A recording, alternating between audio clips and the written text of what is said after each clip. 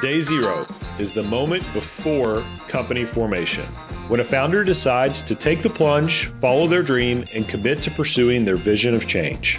On day zero, you'll hear founders tell their story. Good afternoon, Lynn, and welcome. Thanks, Gary. Great to be with you. I should point out it's afternoon my time, but bright and early in the morning your time. But we're pleased to have you at the microphone, and we're delighted you've joined the advisory committee of Day Zero, our new show where we interview founders. Certainly, we would all agree that innovation and entrepreneurship is much needed these days.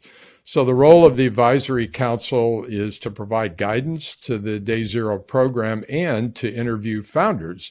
And so before you start your interviewing process, we'd like to interview you and just get a brief sense of you. I'll start off by asking, what was life like growing up for you, Lynn?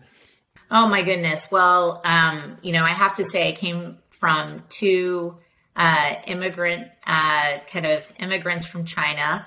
My mom and my father came over for their masters and eventually their PhDs. And my mom was the kind of corporate executive. She started as a bench technician at Anheuser-Busch and eventually ran the whole China business for Anheuser-Busch. So I've always looked up to her, obviously as a mother, but truly what she built in her career. And then my father was a very classic small business entrepreneur in many different fields. And so I always drew inspiration from both those sides of the house, if you will, into what I'm doing today. Well, where did your interest in healthcare and investing come from, Lynn?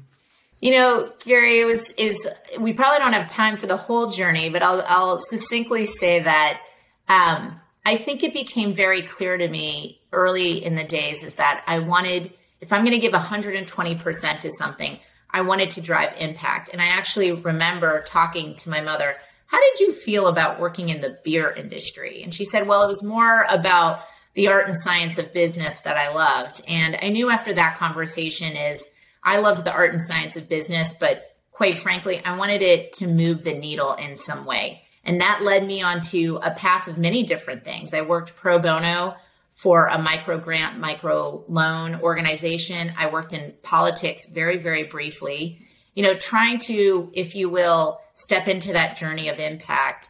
And coming from a science degree, healthcare just kind of hit me. And I remember going to Mass General, actually, seeing my first procedure and seeing, a medical device implanted in the human body. And I knew at that moment that this was my calling, this was my career, because it really meant something, how technology can truly help people live better lives. And when you see those families in the waiting room and you have your own personal experiences, which we've all had with our families in healthcare, I knew that this was a life's work and a life's mission. Well, I'm glad it turned out that way for sure. So you've had experiences in the medical device industry, certainly in investing. At what point did you decide, gosh, I'd really like to found my own investing firm? It's one of these moments, I wouldn't say I woke up saying, this is what I want to do, when I was younger. But I would remember very clearly when I was working at Kleiner, I was driving down in LA, meeting a portfolio company. And I literally thought, wow, I've dedicated my life to this. This industry is emerging and building.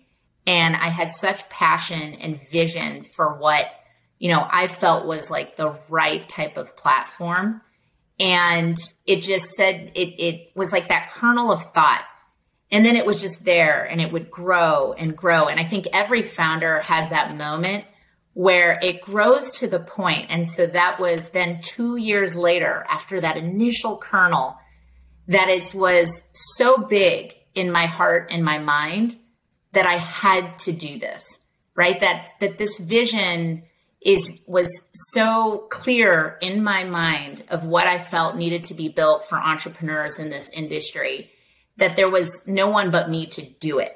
And I, in fact, couldn't do anything else at that point in time. And Gary, when you have that moment of realization, it's just completely, you're jumping off the cliff. Right. And it's incredibly scary too. I will absolutely admit that. It's the exhilaration of this is my life's work, this is my mission, all coming together with just sheer, can I do it? I'm going to jump off this cliff. I was obviously leaving Kleiner Perkins, which was a phenomenal platform, but I knew that this is what had to be done for the industry, for entrepreneurs, and ultimately then the actuation of all my life's work and to actuate this vision. And so that founder journey is just so clear in my mind. It has driven everything of what we've built at Define. And that's what I'm so excited about Day Zero, is because let's get into the hearts and minds of founders and that journey that they've been on. Well said, for sure. So how does it feel now that you're in a couple of years managing your own firm? It's your firm. The decisions you make affect your reputation as well as the people that work for you, and so on and so on.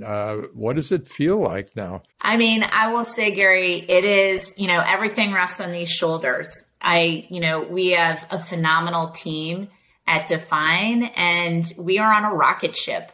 And every day is exhilarating because we drive impact from, idea to what we can accomplish. And there's something also about, scaling in the way that we have, the impact that we're making, but really being a brand that people understand and know, because we've all been in this space for a long time as a team. And so I think that, hey, we say we earn it every day.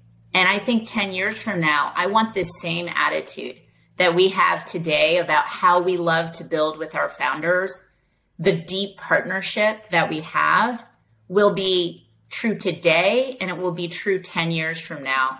And I think that also is important, that we have driven core values of who we are as a platform, and that those are enduring throughout the life. And that's defining healthcare, defining partnership, and defining leadership.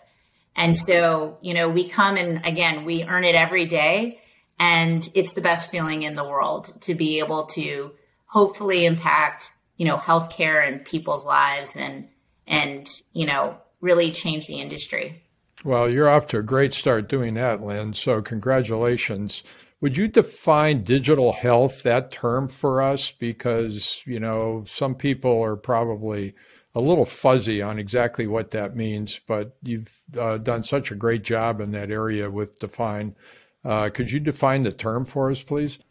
Yeah, I really see it as the technology enablement of healthcare. We have a very clear view. We call it the house of healthcare. And it starts where we find interest is the front door of that house. So how people enter into the healthcare system is dramatically changing.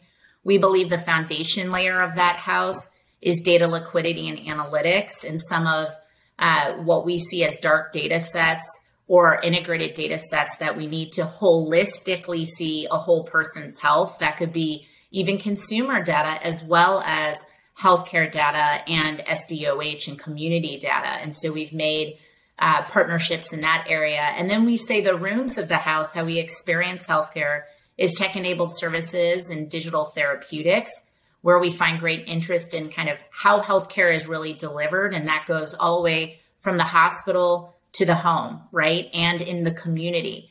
And we've seen a lot of those rising themes. And then lastly, we say full stack houses, new entrants here to really attack the incumbents. And we've seen that with full stack payers. We've invested in other full stack companies in the clinical trial space, as an example. And so we're really excited about all of those areas. Healthcare is huge. And I think that we're going to continue to see not only the scientific development that has always existed in healthcare, we now have the technology development of, as we think about AI, ML, et cetera, blockchain in the future. And then we also have what I call business development of just how, healthcare is changing, for instance, from value-based, from fee-for-service to value-based. So there are all of these areas. And I think companies that capture, those changes is really what we're interested in digital health. Lynn, over the time you've been investing, has the supply of founders increase at all? Yeah, absolutely, Gary. I think as everyone has started to see, how broken the healthcare system is, how we can actually create meaningfully scaled companies that are changing healthcare. And of course, that we have multiple winners in this space. We're seeing technology founders that, maybe they were looking at enterprise software, consumer, and they're saying, wait a second, there's so much here in healthcare, especially after COVID, that needs change. They're seeing that they can create meaningfully scaled companies, which was harder to do, let's say 10 years ago. And then thirdly, that they can have great outcomes, just like they would in any other space. And then I think lastly, and this is the most important thing, this is what has driven all of us to healthcare, is the desire for impact. And I think a lot of founders coming out of COVID have asked themselves, am I doing, with my career what I can? Am I moving that needle? And seeing how much need there is in the world, especially in healthcare, to redesign and reconstruct and redefine another system. Lynn, how do you look at diversity of founders in particular? Is it broadening? Absolutely, Gary. And we are heralding that at Define. Obviously we have backed, companies like TIA that really wrap around women. I'm very proud to say we have a mainly women leadership team, CEO, COO. We have an all-female board as well. And so we talk a lot about authenticity of voice when we think about these consumers, and that the leadership teams really reflect those consumers. We think it's really important. And so we've also done that with the LGBTQ community. We incubated a company called Folks Health with AG, and we've been really proud of our efforts there in terms of expanding access for the LGBTQ population.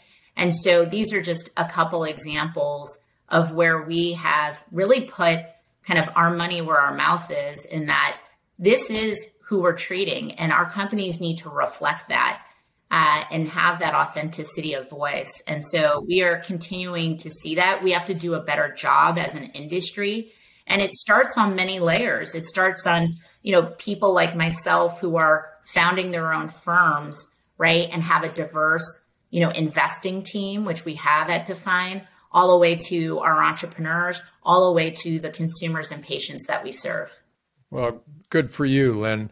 This has been a super interview. Let me ask one final question if I can. What advice do you have for people that might be interested in founding and they're taking a look at it and not quite sure? What advice would you have for them? Yeah, absolutely. There's nothing like being a founder, the passion and the vision, and to, break through those walls and to know they're not alone. There is a lot of doubt that happens at certain moments where something's taking longer than you thought. Someone told you no, someone told you that you shouldn't do it.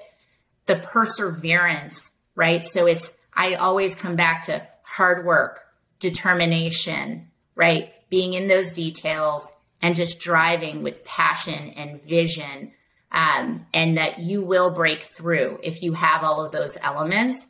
And so encouraging those founders, because I've been there. I've been there when people have told me no. I've been there when it's been hard, and you can break through to the other side. And we'd love to meet those types of founders and help. I know everyone on the Day Zero kind of advisory board, we think about that, but persevere, persevere, persevere. Absolutely. Lynn, we're delighted to have you on the Day Zero Advisory Council. Can't wait for your interviews. Thank you very much. Thank you, Gary. Can't wait too.